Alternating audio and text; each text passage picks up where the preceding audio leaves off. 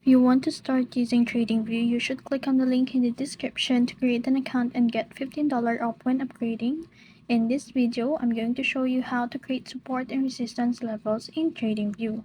On your TradingView account, first make sure you have a selected stocks. So before we proceed, first let's understand what these levels mean. Support is where prices tend to find a floor, a level where they stop falling and often bounce back up because there's buying interest, while resistance is the opposite. It's like a ceiling where the price struggles to go higher and may drop back down due to selling pressure.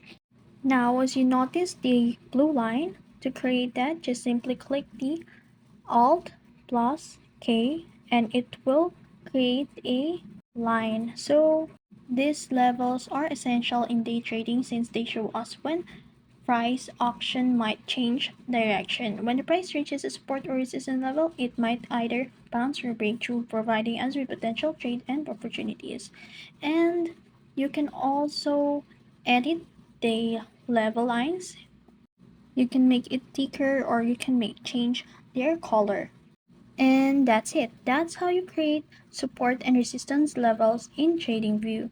If you found this video helpful, don't forget to like, share, and subscribe to the YouTube channel.